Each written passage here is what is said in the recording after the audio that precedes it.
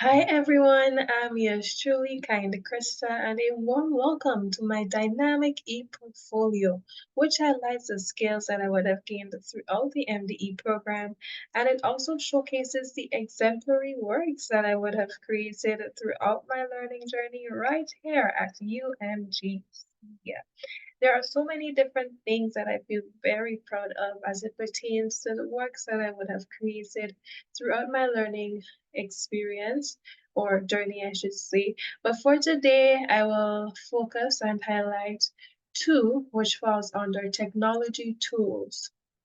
Now, there are different applications and technologies that I would have explored throughout my learning journey, which can be used in distance education, like Audacity, Adobe Premiere Pro, Kahoot, Alexa, Canva, which, by the way, is one of my favorite tech tools that I use to create most of my projects, like this visual that you see here.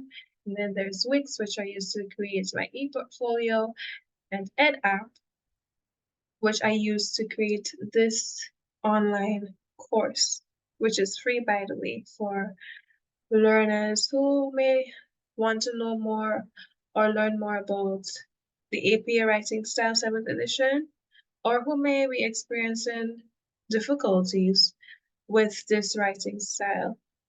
So just to tell you more about EdApp, it is a free mobile learning management system that can be used on any device. And what I love most about it is that it offers a wide range of features that like editable course templates to learning analytics, to it allows you to incorporate multimedia content like this video you see here and other visuals. So it's not just going to be just readings or text-based material.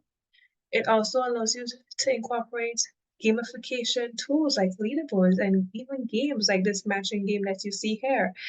And all of this, the features that an EdApp offers, it makes the learning experience more fun and more interactive and engaging for learners. And so on that note, I want to highlight the second tech tool, which is the Review Game Hub. It is a project idea that I came up with from the very beginning of the program. And essentially, it is an e-learning tool that it will be, sorry, an e-learning tool that houses a wide variety of games. This video or artifact that you see here, it sums up different aspects of the project, like the market analysis, the SWOT analysis, the business model, the financial plan. So it gives you a better idea of what the project idea entails. I created this sample to give you a better idea of what it will be like. So as mentioned before, it will be a hub with a wide variety of plethora of games related to subjects or topics or covers subjects and topics in psychology. I like to think of it as a one-stop shop for all games that relate to psychology. So for example, there will be crossword puzzles like this puzzle that you see here, and matching games, fill in the blanks, like this fill in the blank that I used that I created using EducaPlay, which is a tech tool all by itself, and a host of other games. But essentially, the main aim or objective is to make learning more fun, more interactive, less mundane, more engaging, and among other positive outcomes that can be experienced when it is used by learners. And so, on that note of making learning fun and engaging, I want to head on over to my research project, which focuses on gamification and how it impacts students' engagement in online undergraduate computer science courses. So, for this project, I conducted a meta-analysis, which revealed some pretty interesting findings. But before delving into that, I just want to give you a better idea or provide you with background information on students' engagement and gamification. And then I will delve into the findings. So first up, here are some things you should know about student engagement. Essentially, student engagement is the time and the effort and the energy invested by students in their learning experience, learning journey, in academic activities. But it's not just about the students, but it is also concerned with the time and the effort invested by higher education institutions in the enhancement of students' learning experiences. So here you can see that student engagement involves both students and educational institutions. Now, how can you tell if students are engaged or how engaged they are? How can you determine the engagement levels of students in online education? Well, the literature has revealed that there are different indicators of student engagement, three of which include student satisfaction, quality of students' experiences, and academic performance, which is an institutional measure of success. Just by way of example, let's say a student is highly satisfied with their learning experience at the end of the course or program. It suggests, or it could be mean, that that student was highly engaged in or throughout the learning process. However, let's say there's a student who is dissatisfied with the experience, then it could suggest that that student was not as engaged as their counterparts. So here we see how student satisfaction can help you determine the engagement level of students. And then as it pertains to academic performances, well, students' grade points averages can be an indicator as to how engaged students are. So institutions can say, hey, well, according to the research, let me point out this first. According to the research, according to Fuertes 2023 in particular, engaged students, they tend to have higher GPAs as compared to their counterparts, as compared to those students who have lower GPAs. So as I was saying earlier, institutions can take a look at students' GPAs and to determine or to gauge how engaged they are in the learning process or experience. And so that's about it for as it pertains to student engagement and some quick facts or things that you should know.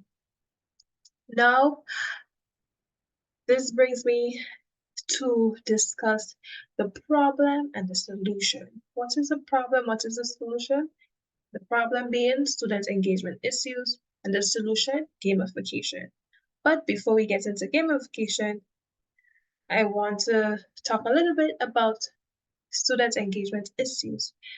It has been found that over 70% of undergraduate students, they experience very low engagement during their online learning experience. So as you see here in this visual, it has been revealed that 78% and 72% of students, undergraduate students, they experience low engagement.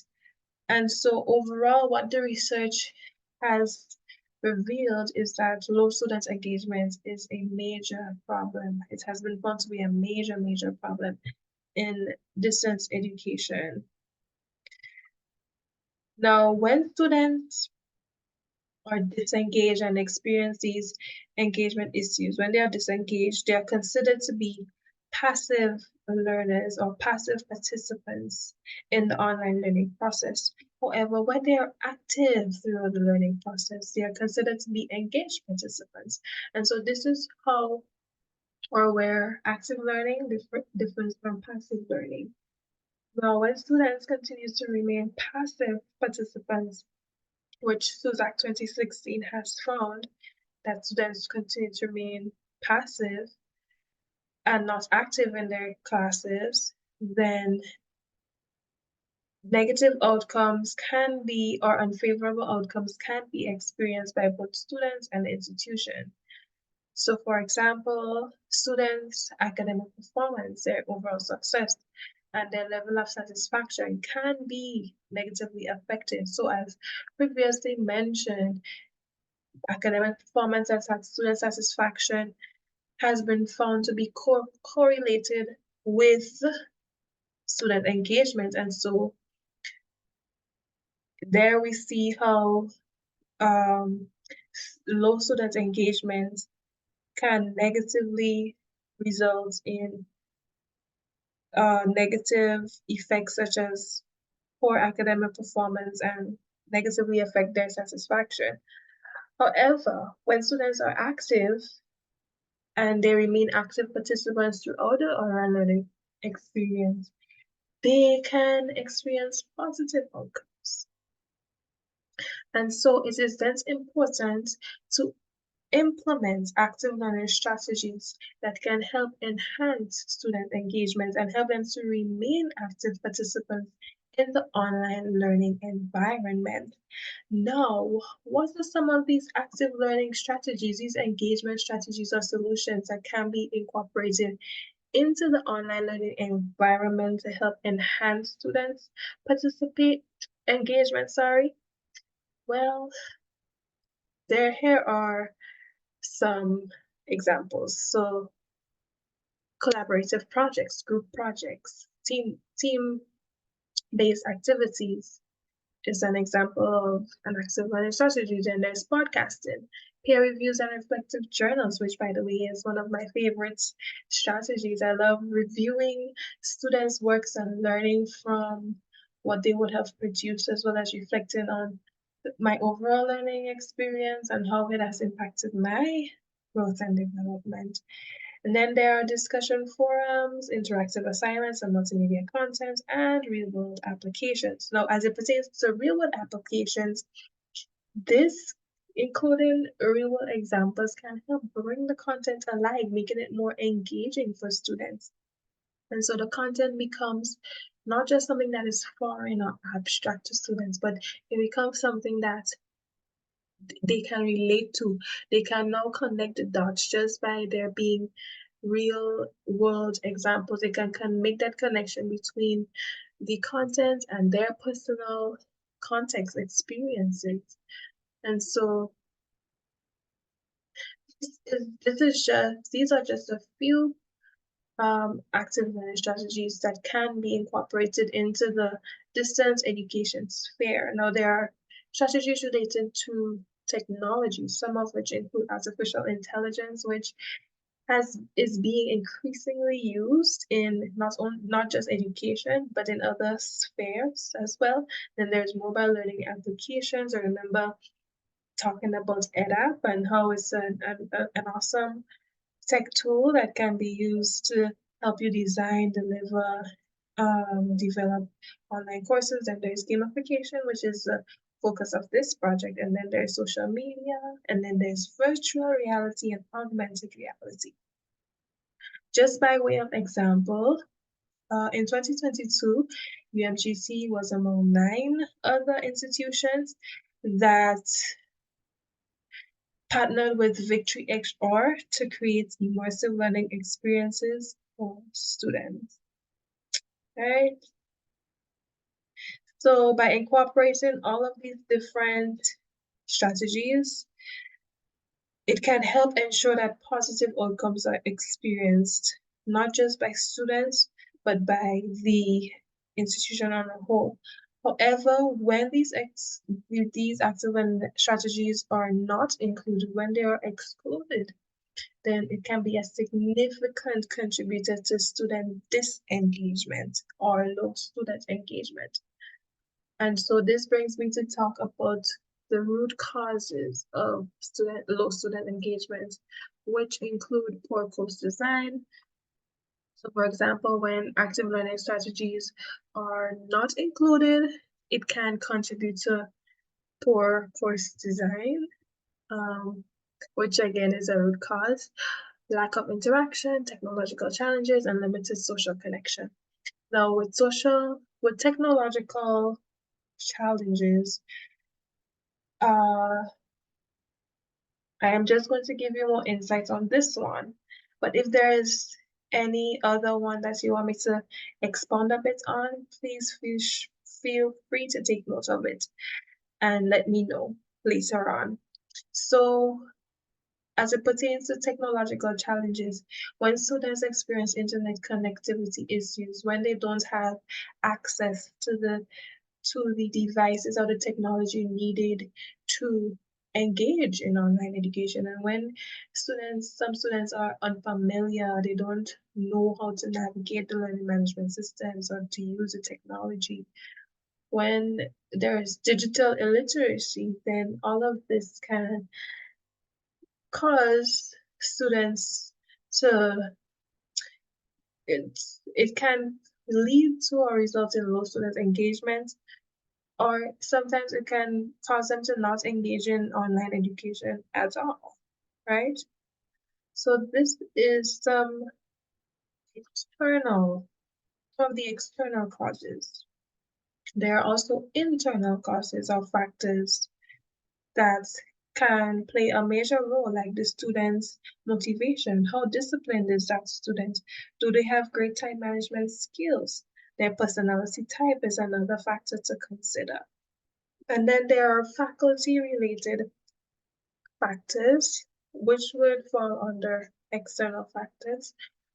But when I was doing some research, I came across an article that talks about um, the untimely feedback from faculty. This can be a contributing factor in terms of causing low student engagement, right? So all of these factors combined, as highlighted in this figure here, can all contribute to low student engagement. And on the flip side, it can contribute to an engaged learner, right? And so it is then essential and crucial for institutions to address these underlying causes so that positive outcomes can be experienced. However, when these engagement issues persist and HES fail to attend to these underlying causes, then rippling effects, the negative outcomes are not just felt by the students, but it is also felt by all stakeholders involved, making it a lose-lose situation when instead it should be a win-win situation. So for example, some of the institutional outcomes that can be experienced is high dropout rates, very low re-enrollment rates, and low retention rate. So when students experience engagement issues, they may not want the they may not re-enroll in courses, and leading them to not successfully completing the entire program and eventually dropping out. And so several institutions have been reporting a dropout rate of or have reported a dropout rate of 20 between 20% to 40%, right? In their introductory programming courses. And so it is against this backdrop that these institutions are have implemented, and it is also against this backdrop that institutions implement strategies like gamification to address these issues, these underlying causes, so that positive outcomes can be experienced and produced, right? And so this brings me to talk more about gamification, the solution. So I focused on the problem, its causes, and now I want to focus on how can we address and solve this issue. And so this is where gamification comes in. What is gamification? What is it all about? What does it entail? Well, essentially gamification, it is the application of various game mechanics like leaderboards, points, badges, quests, challenges, levels, and so in non-gaming contexts like education, right? So in the interest of time, I'm going to focus on two of these game mechanics, which is social interaction and then badges and leaderboards. So first up, there is points, badges, and leaderboards. Now, This is a very common gamification technique, as I will highlight in the findings section a bit later on. But it is where students earn points for completing activities, similar to how students earn grades for completing activities like discussion forums and so. And then where they unlock badges for achieving milestones or mastering competencies, and where they compete for placement on leaderboard. So an example is a classic example would be in the case of Purdue University, which implemented the passport profile, or sorry, a badging system, sorry, for students. And so here you can see there are different badges that a student would have earned in this passport profile. And if it's shareable, then students can showcase share these badges on their different social media platforms to represent the skills and the achievements that they would have, their achievements, the skills that they would have mastered and their achievements, right? And whereas this is a leaderboard, so typically it is used in competitive activities, but it can also be used to encourage teamwork. So for example, for a debate activity, a leaderboard can be incorporated for that activity, and it would showcase the amounts are based on, let's say it was the team that will have amassed the most amount of points to the least amount of points, it will show up on the leaderboard. So this is what a badging system and a leaderboard would typically look like once incorporated into the online learning system, or the learning management system, I should say. Then there is social interaction. Gamification, it encourages social interaction and collaboration through multiplayer games, team-based challenges like the debate activity I just shared with you, and then social or discussion forums. And so on this note, it brings me to talk or to specify the theory that it is closely related to, which is constructivism. Now, gamification, before I get into gamification, I just want to say that a major tenet of constructivism is that learning is active. It's an active process where learners, they construct their own knowledge through social interaction.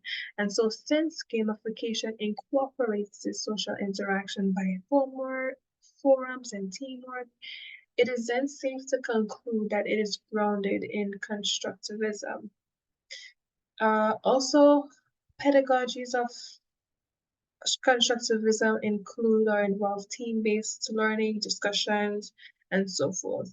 And so this theory becomes very operational in the course design phase of courses, where strategies like game mechanics are incorporated with the aim of boosting engagement and gaining learners' attention in online classes. And so, with all of that said, now that I have provided this background information on gamification, I want to delve into the findings, which I will use this digital journal to present the findings. So overall, there is overwhelming support for the positive impacts of gamification on students' engagement in online undergraduate computer science courses. Here are 5 key findings from the research. So according to the Bill and Hooper study, 2013 study, they found that student engagement positively correlated with gamification in an online undergraduate computing course. While leaning in this study, the gamified group reported deeper perceived learning and engagement when the game elements were used in the class. Then Canton and Greenhill 2014, they incorporated the penalty game element. And in their study, the trial group did not engage in further infraction. And finally, in the Wilcoxon Signed Rank Test, which is a study that involved 37 undergraduates, online computing course students, it was revealed that there was a statistically marked improvement in engagement among the students, which and the study incorporated game mechanics, right? Because of the incorporation of game mechanics. And these are just a few key findings that uh, highlight the pulse of the positive impact of gamification on student engagement. Now, earlier, I talked a little bit about badges and leaderboards as an example or as a game of gamification or of a gamification tool. Now, based on the research, it has been found that badges and leaderboards are the two most common elements that enhance students' engagement in computer science classes. Yes, but they are not just the only ones that do so. In a systematic review in 2018, these researchers found that points and levels also were common elements that enhance students' engagement in this area or subjects area. And so for the most part, these elements, they all have been found to have positive impacts. However, there are criticisms of gamification where student engagement is concerned. For example, some studies, they indicate that there was little to no improvement in student engagement, while others, they highlighted that it had adverse effects, a major one being unhealthy competition among learners. For instance, I talked about leaderboards and how it helps foster teamwork and that helps keep competition among teams and so. But what it has been found is that for some students, they dislike the competitiveness that leaderboards created because, well, for various reasons, but generally it has been found that some students, they dislike that competitiveness that leaderboards created in their online computing courses. And so all of these criticisms and these findings, they suggest that gamification should be applied very, very carefully and with unduly attention so that the positives so that the positive impacts that of students' engagement can be experienced as opposed to the detrimental ones. But for the most part, most of the studies conducted as highlighted in table 3 here, you can see clearly that enhanced engagement has been found to be a significant benefit of gamification in the online learning environment, specifically in the computer science discipline.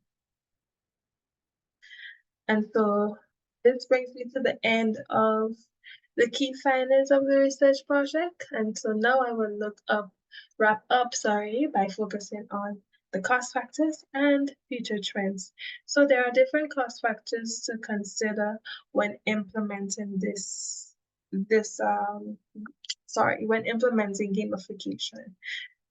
Some of which include technical support, training of educators, maintenance, investment in expertise and human resources, technological infrastructure, and others like piloting the program. So, for example, human resources labor costs will be a major cost factor that will vary from institution to institution. For example, some institutions may outsource their labor, and so the wage rates may vary from professional to professional, and the number of hours worked may also vary from professional to professional.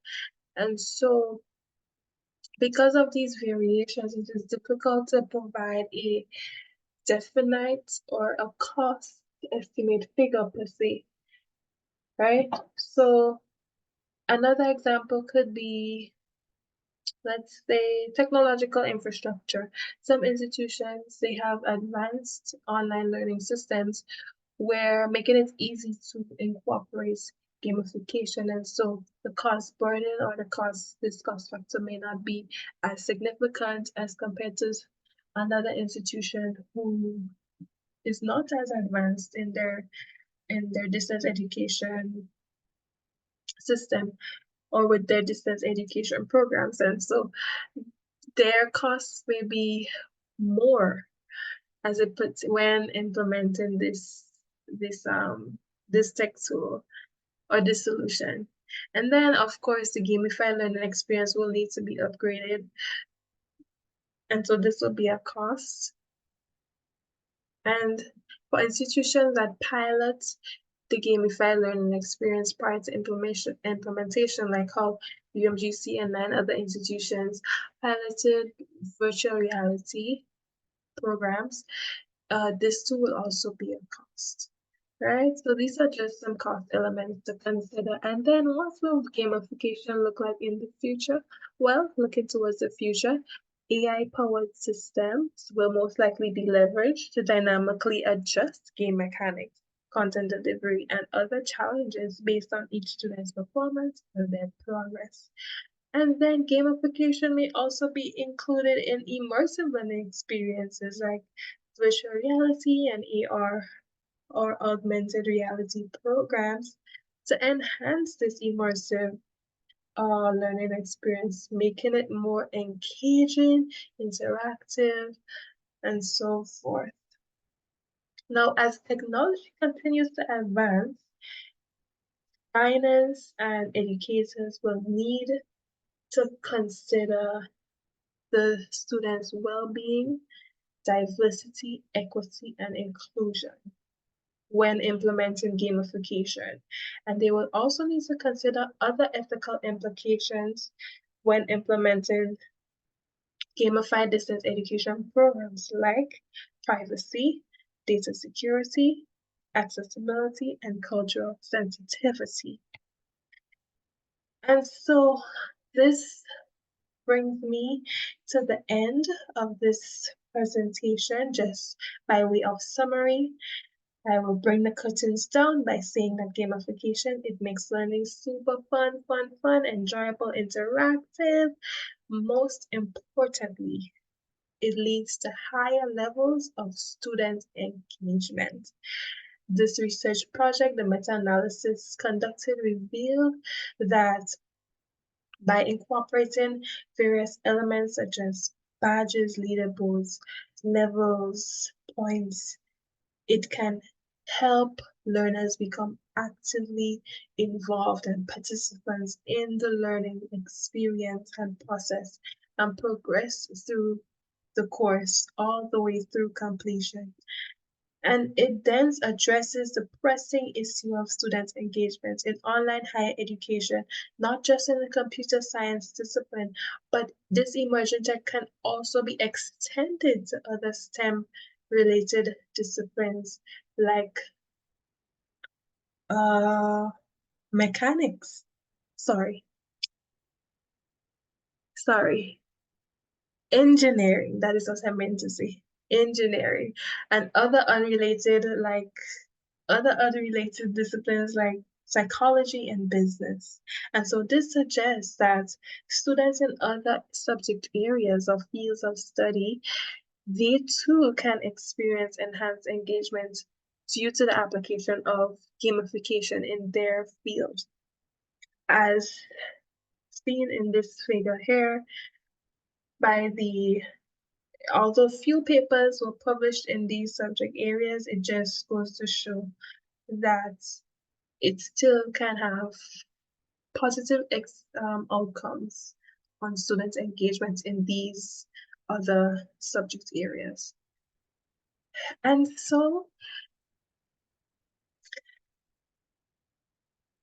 At this time, I want to say thank you so very much for your time and attention.